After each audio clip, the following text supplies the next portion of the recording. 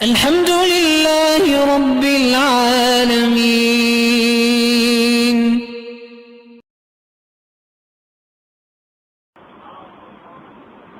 رزق کے اندر برکت کیسے ہو اس کے چند اصول ہیں. پہلا اصول تو یہ کہ جو آدمی نیکی، دیانت، سچائی کے ساتھ اپنا کاروبار کرے، ان چیزوں کی وجہ سے برکت لازمی ہوتی ہے. دلیل اس کی کہ خدیجہ الکبریٰ رضی اللہ تعالی عنہا نے نبی علیہ الصلوۃ والسلام کو سامان تجارت دے کر بھیجا تو نبی علیہ الصلوۃ والسلام نے اس کو جا کر بیچا. صداقت، امانت، دیانت، فراست، ان چیزوں کو استعمال کیا.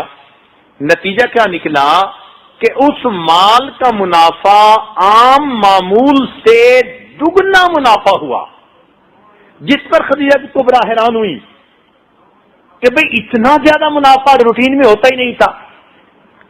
علماء نے لکھا ہے کہ جب نبی علیہ السلام نے پرائے مال پر اپنی صفات کو استعمال کیا، مال پرایا تھا، امانت اپنی تھی، دیانت اپنی تھی، صداقت اپنی تھی، فراست اپنی تھی. جب ان صفات کو پرائے مال پہ استعمال کیا، اللہ نے اس میں دگنا نفع دے دیا. اے بندے، تو ان صفات کو اپنے مال پہ استعمال کرے گا، اللہ تجھے کتنا نفع عطا فرما دے. اس لیے 10 میں سے 9 حصے رزق اللہ نے تجارت میں رکھا ہے اور 1 حصہ رزق باقی نوکریوں میں. اور یہ تجارت، یہ انبیاء کا کام. اس لیے دیانتدار تاجر قیامت کے دن انبیاء اور صدیقین کے ساتھ کھڑا کیا جائے گا، حالانکہ تجارت کرتا ہوگا. تو اس کے کچھ اصول ہیں. اگر انسان کو رزق کی پریشانی ہو تو اس کے لیے ایک تو وہ کثرت سے استغفار کرے، کیونکہ ضرورت ہے نا. آج کئی دوست اس میں پریشان ہوتے ہیں، پوچھتے ہیں، تو بجائے الگ الگ کسی کو بتائیں، کیوں نہ دوستوں کو سب کو ہی بتا دیں، فائدہ ہو جائے گا. بلکہ یہ اور آگے کسی کو بتائیں گے، اللہ کی مخلوق کا فائدہ ہو جائے گا.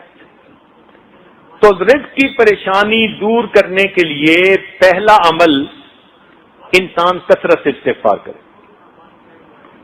استغفر اللہ ربی من کل ذنب واتوب الیہ. اگر تو یہ پورا پڑھے تو بہت اچھا، کم از کم استغفر اللہ یہ تو ضرور ہی پڑھتا رہے. استغفروا ربکم انہ کان غفارا. دیکھو دلیل قرآن پاک سے. نوح علیہ السلام نے کیا کہا تھا؟ رب کے سامنے استغفار کرو، وہ تمہارے گناہوں کو بخشنے والا ہے. یرسل السماء علیکم مدرارا، بارشیں برسائے گا. وَيُمْدِدْكُمْ بِأَمْوَالٍ، مال سے تمہاری مدد کرے گا. تو استغفار سے اللہ تعالیٰ بندے کی مال سے مدد فرماتے. پھر بندوں کی مدد نہیں مانگنی پڑتی، پھر بندوں کے پروردگار کی مدد اترتی ہے. اور جب اللہ تعالیٰ کسی بندے کی مدد کرتے ہیں پھر اسی کشتی کو درمیان میں نہیں چھوڑتے، ہمیشہ کنارے لگا دیا کرتے ہیں. دوسری بات کہ جتنی حیثیت ہو اللہ تعالیٰ کے راستے میں صدقہ کرے. مثلا کچھ لوگ روزانہ صدقہ کرتے ہیں. یہ کہاں لکھا ہوا ہے کہ روزانہ آپ نے ہزاروں لاکھوں کے حساب سے صدقہ کرنا ہے؟ آپ اگر 1 روپیہ بھی صدقہ کریں گے روز کا تو صدقہ کرنے والوں میں شامل ہو جائیں گے. 5 بھی کریں گے تو صدقہ کرنے والوں میں شامل. تو مقدار کو مت دیکھیں، اپنی حیثیت کو دیکھیں. اس حیثیت کے حساب سے آپ اگر اللہ کے راستے میں کچھ نکالیں گے تو صدقہ سے اللہ تعالی رزق میں برکت عطا فرماتے ہیں. نبی علیہ الصلوۃ والسلام نے قسم اٹھا کر حدیث میں یہ بات فرمائی. اگر اللہ کے محبوب ویسے ہی بات کر دیتے تو صادق و امین کی یہ بات سچی تھی، مگر انہوں نے قسم کھا کر فرمایا کہ صدقہ کرنے سے آدمی کے رزق کے اندر کمی نہیں آتی، اللہ تعالیٰ برکت عطا فرما دیتے۔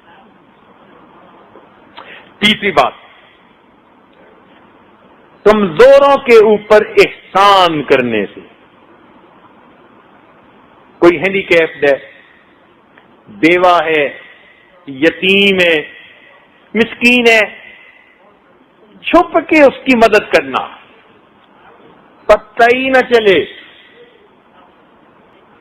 تو ایک استغفار کرنا، دوسرا صدقہ کرنا، تیسرا کمزوروں پر احسان کرنا، اور چوتھا تقوی اختیار کرنا۔ تقوی اختیار کرنے پر اللہ تعالیٰ بندے کے رزق میں برکتیں عطا کر دیتے ہیں۔ تقوی اور پرہیزگاری، اللہ رب العزت مہربانی فرما دیتے ہیں۔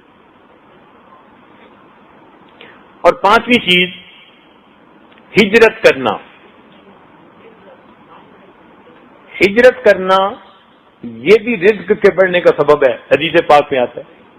چنانچہ ایک بندے کا اگر کام ایک جگہ نہیں چل رہا تو یہ بھی ایک ہے کہ وہ اپنی جگہ بدل کے کسی اور جگہ جا کے کام شروع کر دے، اللہ تعالیٰ اس کے لیے ہو سکتا ہے وہاں رزق کھول دے۔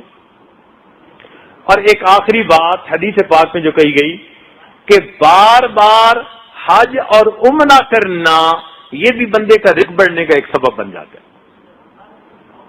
جو آدمی آتا تھا نا جی کہ اللہ کے نبی میرے رزق کی تنگی ہے، نبی الاسلام فرماتے اچھا حج کر کے آؤ، حج کر کے آؤ۔ ایک اور بات بھی بتاتے تھے لیکن وہ آپ کو نہیں بتانی، اس کے لیے جوان بھی تیار ہوں گے، بوڑھے بھی تیار ہوں گے۔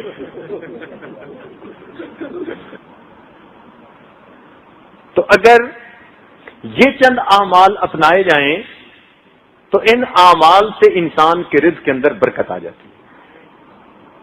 کچھ لوگوں کو اللہ تعالیٰ دیتا ہے تو وہ کثرت سے حج اور عمرہ کرتے ہیں، یہ اچھی عادت ہے۔ بعض لوگ کہتے ہیں جی کہ کیوں ہر سال حج کرتے ہیں، کسی کو کروا دیں، کسی پہ خرچ کر دیں۔ تو بھائی دیکھو، جیسے سیل فون سارا دن چلتا رہے نا تو اس کی بیٹری ڈاؤن ہو جاتی ہے اور پھر اس کو چارجر کے ساتھ لگانا پڑتا ہے۔ بالکل اسی طرح ہم جب سارا سال دین کا کام کرتے ہیں، کاروبار کرتے ہیں، تو پھر بندے کی کیفیات کی بیٹری بھی ڈاؤن ہو جاتی ہے اور اس کا چارجر اللہ نے اپنا گھر بنایا ہوا ہے۔ اس لیے جن لوگوں کو اللہ دے، اگر وہ ہر سال اس نیت سے حج یا عمرہ کریں، ہم وہاں جائیں گے اور بیٹری چارج کروا کے آئیں گے اور پھر دین کا کام کریں گے، تو ہر سال حج اور عمرہ کرنا ان کے لیے برکتوں کا سبب بن جائے۔ بھئی بتائیے کہ کپڑا میلا ہو تو پھر واشنگ مشین میں جاتا ہے یا نہیں جاتا؟ واشنگ مشین میں ڈالتے ہیں نا میلے کپڑے کو، ہفتے میں ایک دفعہ میلا ہو تو ایک دفعہ ڈالتے ہیں، روز میلا ہو تو روز ڈال دیتے ہیں، ایسا ہے نا؟ واشنگ مشین میں دھو کے نکال لیتے ہیں۔ اللہ تعالیٰ کی شان، بیت اللہ شریف کے وہاں 7 چکر لگاتے ہیں طواف کے۔ واشنگ مشین میں بھی تو چکر لگتے ہیں نا۔ ایسے ہی مجھے تو لگتا ہے کہ جو آدمی اپنے میلے دلوں کے ساتھ اللہ کے گھر جاتا ہے وہ دلوں کے دھونے کی واشنگ مشین ہے، اللہ 7 طواف کے چکر لگا کر دھو کے نکال دیتے ہیں۔ اس کی دعائیں کرنی چاہیے، اللہ رب العزت سے مانگنا چاہیے۔ اور ویسے بھی جن کو اللہ دے وہ ہر سال حج کریں، کیوں؟ اب حالات ایسے ہیں، کیا پتا کون سا حج ایسا ہو جس میں اللہ کے مقبول بندے دنیا میں ظاہر ہو جائیں، تو اس نیت سے حج کرے گا تو اور دگنا ثواب مل جائے گا۔ اعمال صالحہ کا ایک فائدہ کہ اللہ تعالیٰ برکتیں عطا فرما دیتے ہیں، صرف رزق میں نہیں، ہر چیز میں برکت، صحت میں برکت، عمر میں برکت، وقت میں برکت، عقل سمجھ میں برکت، اولاد میں برکت، دین میں برکت، عزت میں برکت، ہر چیز میں اللہ تعالیٰ برکتیں عطا فرما دیتے ہیں۔ چنانچہ ارشاد فرمایا وَلَوْ أَنَّ أَهْلَ الْقُرَىٰ آمَنُوا وَاتَّقَوْا، قرآن عظیم الشان، دیکھو اللہ کا کلام کیسا، اللہ تعالیٰ فرماتے ہیں اگر یہ بستی دیسوں والے ایمان لاتے، تقوی کو اختیار کرتے، لَفَتَحْنَا عَلَيْهِمْ بَرَكَاتٍ مِّنَ السَّمَاءِ وَالْأَرْضِ، ہم آسمان زمین سے برکتوں کے دروازے ان پر کھول دیتے. اللہ تعالیٰ برکتوں کے دروازے پھر کھول دیتے. وقت میں برکت ہو جاتی ہے، تھوڑے وقت میں زیادہ کام سمیٹ لیتا ہے.